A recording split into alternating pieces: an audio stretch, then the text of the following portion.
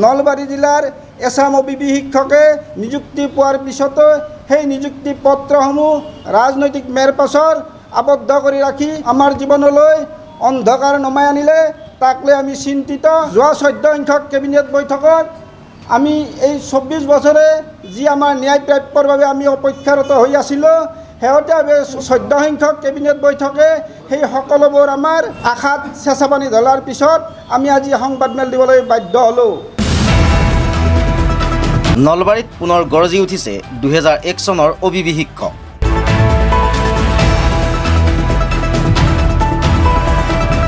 আজি সদৌ নলবাৰী জিলা সাংবাদিক সন্থাৰ কাৰ্যালয়ত সংবাদমেলৰ আয়োজন কৰি অবিবি শিক্ষকৰ সমস্যাসমূহ শীঘ্ৰে সমাধান কৰিবলৈ ৰাজ্য চৰকাৰৰ দুগৰাকীকৈ মন্ত্ৰী চন্দ্ৰমোহন পাটোৱাৰী আৰু জয়ন্ত মল্ল বৰুৱাক আহ্বান জনায়।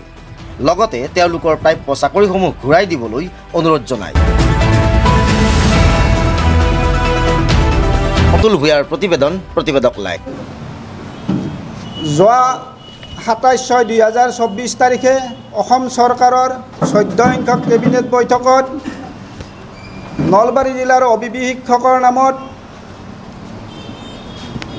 যিটো সিদ্ধান্ত কৰিলে নলবাৰী জিলা অবিবি শিক্ষকৰ হকে, সেই সিদ্ধান্তৰ পিছত আমি খুব মৰ্মাহত হৈছোঁ।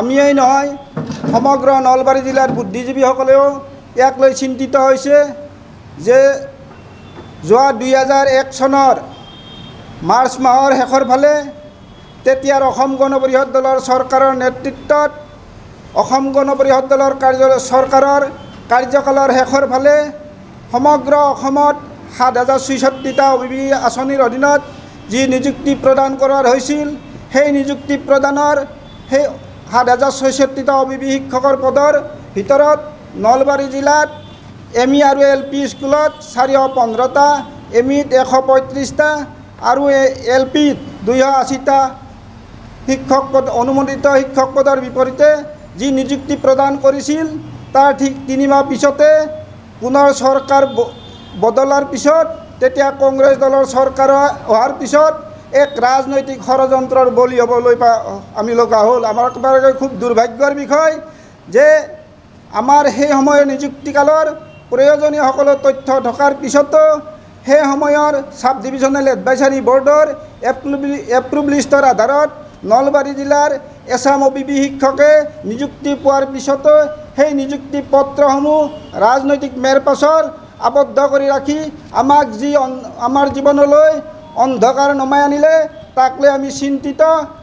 আমি ক'ব বিচাৰোঁ, কথাটো হ'ল যোৱা 14 সংখ্যক কেবিনেট বৈঠকত আমি এই 24 বছৰে যি আমাৰ ন্যায় প্ৰাপ্যৰ বাবে আমি অপেক্ষাৰত হৈ আছিলোঁ, শেহতীয়াভাৱে 14 সংখ্যক কেবিনেট বৈঠকে সেই সকলোবোৰ আমাৰ আশাত চেঁচা পানী ঢলাৰ পিছত আমি আজি সংবাদমেল দিবলৈ বাধ্য হ'লোঁ। যোৱা 7/3/2005 তাৰিখে চিঠি নম্বৰ 3072 নগেন চন্দ্ৰ বৰদেৱে পেৰাৱাইজ কমেণ্ট প্ৰস্তুত কৰি WBC নম্বৰ 8299/2004 জৰিয়তে পেৰা কমেণ্ট প্ৰস্তুত কৰি এপ্ৰুভ লিষ্টৰে সৈতে এইসকল শিক্ষকৰ ওপৰত থকা কেঞ্চেলেশ্যন উইথড্ৰলৰ কাৰণে পুনৰ ডাইৰেক্টৰ মহোদয়লৈ প্ৰেৰণ কৰে। এই বাৰম্বাৰ এই তথ্যসমূহ প্ৰেৰণ কৰাৰ পিছতো আজিলৈকে বাচিব নোৱাৰাৰ যি অজুহাত তুলি এইখনৰ পিছত সেইখন এনকুৱাৰী কমিটি গঠন কৰি সময়বোৰ নষ্ট কৰি আমাৰ জীৱন ধ্বংস কৰিলে।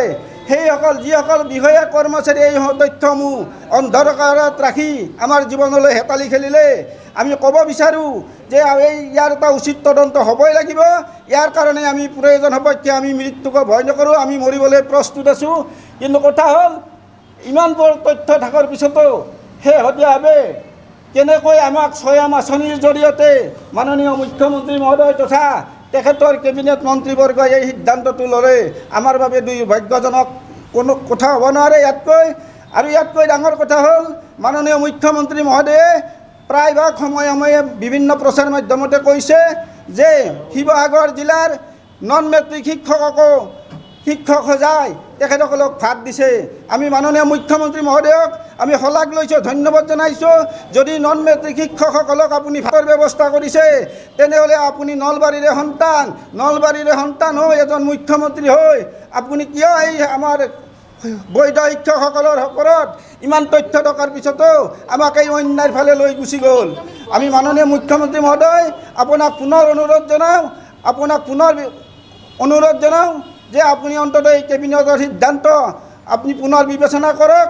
আপুনি সেই কেবিনেট সিদ্ধান্তৰ পিছত আপুনি নিজেই কৈছে এইসকল শিক্ষকৰ ওপৰত ফৰেনচিক হৈছিল, সেই ফৰেনচিকত 347জন শিক্ষক আপুনি বৈধ হিচাপে পোৱা বুলি প্ৰকাশ কৰিছে। তাৰ পিছতো যদি বৈধ শিক্ষক ফৰেনচিকৰ জৰিয়তে আপুনি লাভ কৰিছিল, এই শিক্ষকসকলক আপুনি কেনেকৈ আমাক হিতাধিকাৰীলৈ সৃষ্টি কৰিলে, কেনেকৈ হিতাধিকাৰীলৈ এই সন্মানীয় কেবিনেটখনে আমাক হিতাধিকাৰী সদায় আমাক লজ্জিত কৰিলে, আমাক অপমানিত কৰিলে। অকল আমাক অপমানিত কৰাই নহয়, নলবাৰীৰ কাৰণে এক সন্মানৰ প্ৰশ্ন আহি পৰিছে। কাৰণ এই একেই সময়তে নলবাৰী জিলাৰ বৈধ শিক্ষকখিনি বঞ্চিত হৈ থাকিব আৰু আন সকলো শিক্ষক আজিও চাকৰি কৰি আছে। আমাৰ ইয়াতকৈ দুখৰ বিষয় একো হ'ব নোৱাৰে।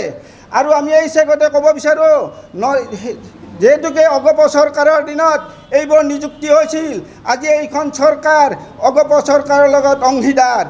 সিদিনা 14 সংখ্যক কেবিনেট বৈঠকত দুজনকৈ প্ৰভাৱশালী মন্ত্ৰী, অসম গণ পৰিষদ দলৰ মন্ত্ৰী থকাৰ পিছতো তেখেতসকলে নীৰৱে আমাৰ ওপৰত এই সিদ্ধান্তটো মানি লয়। ইয়াতকৈ দুখৰ বিষয় একো হ'ব নোৱাৰে।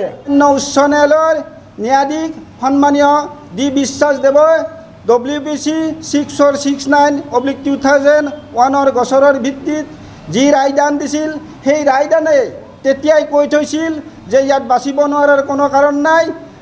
21/4/2001 তাৰিখে চিজাৰ এনকুৱাৰী কমিটিয়ে যি বিভাগীয় কৰ্তৃপক্ষৰ পৰা তথ্য চিজ কৰিছিল, তাত চিজাৰ লিষ্টত সম্পূৰ্ণভাৱে উল্লেখ আছে, স্পষ্টভাৱে উল্লেখ আছে যে অৰিজিনেল এপ্ৰুভ লিষ্ট চুজ কৰা হৈছে। এই অৰিজিনেল এপ্ৰুভ লিষ্ট চুজ কৰাৰ পিছতো কি কাৰণত আজিলৈকে আমাৰ এই OBB শিক্ষকসকল বঞ্চিত হৈ থাকিবলগীয়া হৈছে, আমাৰ বাবে অতি দুখৰ বিষয়। ইয়াতকৈ দুখৰ বিষয় শেহতীয়াভাৱে আমি RTI কৰি গম পাওঁ যে আমাৰ প্ৰয়োজনীয় সকলোবোৰ তথ্য আছিল, সেই থকাৰ পিছতো কোনে কেনেকৈ এই তথ্যবোৰ লুকাই ৰাখি এইসকল শিক্ষকৰ মাজলৈ জীৱনত ঘোৰ অন্ধকাৰ নমাই আনিলে, ইয়াৰ এটা উচিত তদন্ত হ'ব লাগে। এই বিষয়া, এই দালালসকলক চিনাক্ত কৰি ইয়াৰ ব্যৱস্থা ল'ব লাগে আৰু আমাৰ ন্যায্য প্ৰাপ্য চাকৰিকেইটা আমাক ঘূৰাই দিবলৈ আমি অসম চৰকাৰ তথা শিক্ষা বিভাগলৈ আমি বিনম্ৰ অনুৰোধ জনাইছোঁ। আমি তথ্য আকাৰে ক'ব বিচাৰোঁ, এই তথ্যসমূহ সম্পূৰ্ণ শিক্ষা বিভাগে আমাক RTIৰ জৰিয়তে যোগান ধৰিছে। এই তথ্য মৰ্মে 18/12/2002 ইংৰাজী তাৰিখে তেখেতৰ লেটাৰ নম্বৰ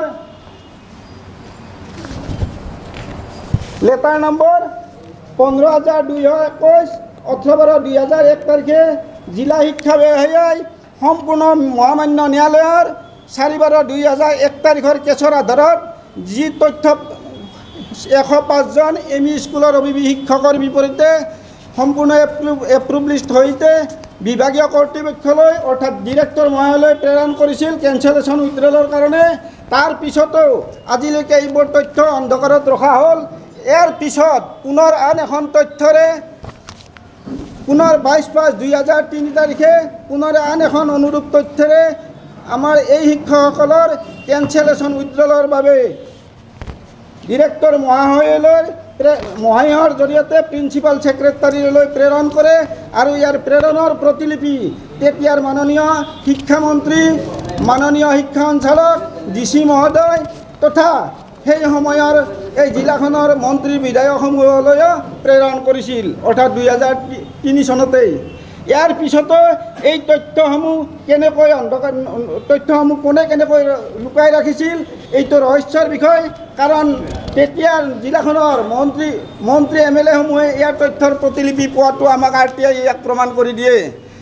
ইয়াত যে সেই সময়ত যিসকল বিশেষকৈ নলবাৰী জিলাত আজিও যি দুজন মন্ত্ৰী বিধায়ক আছে, তেখেতসকলক আমি পুনৰ অনুৰোধ জনাম, মাননীয় চন্দ্ৰমোহন পাটোৱাৰীদেৱ, আপুনি আজিও এই চৰকাৰৰ কেবিনেট মন্ত্ৰী হৈ আছে, আপুনি অন্ততঃ আপোনাৰ এইবোৰ ভাই বন্ধু ল'ৰা ছোৱালী আপুনি অন্ততঃ এবাৰ ভাবক, অল অভাৰ আছামৰ শিক্ষকসকলে আজি তেখেতসকলে চাকৰি কৰি আছে আৰু আমাৰ প্ৰাপ্য চাকৰিকেইটা পাবলৈ আমি বিভিন্ন ধৰণে প্ৰতিবাদ কৰি আমি আমাৰ মাজৰ বন্ধুক চিকিৎসাৰ অভাৱত হৰুৱাব লগা হৈছে। আপুনি শেহতীয়াভাৱে হ'লেও অন্ততঃ এবাৰ এই বিষয়টোৰ ওপৰত গুৰুত্ব দিয়ক আৰু চৰকাৰৰ লগত আলোচনা কৰি আমাৰ প্ৰাপ্য চাকৰি ঘূৰাই দিয়ক।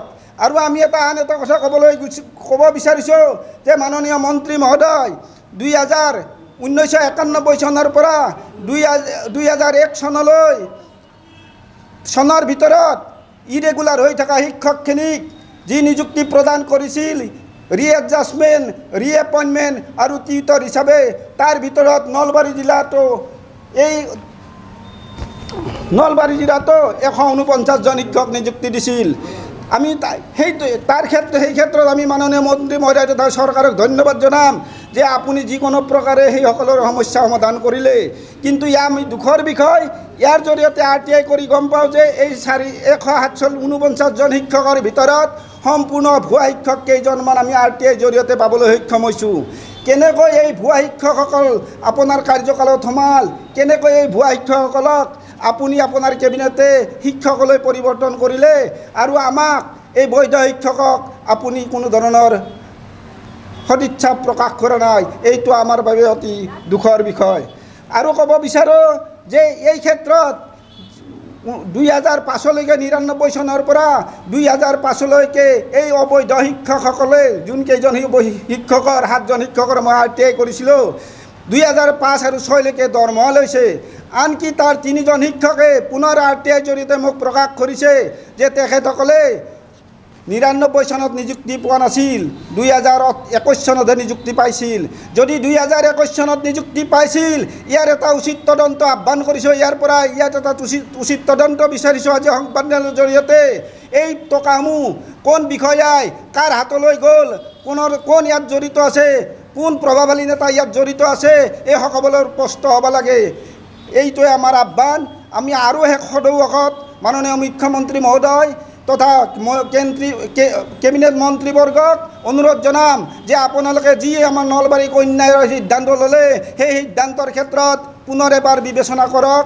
আমাৰ এই কাতৰ অনুৰোধ, অন্যথাই আমি মৰিবলৈ প্ৰস্তুত থাকিম। আৰু ইয়াৰ পৰাই যদি কিবা পৰিস্থিতিকৰ সৃষ্টি হয়, তাৰ বাবে সম্পূৰ্ণ অসম চৰকাৰ আৰু শিক্ষা বিভাগ দায়ী থাকিব লাগিব।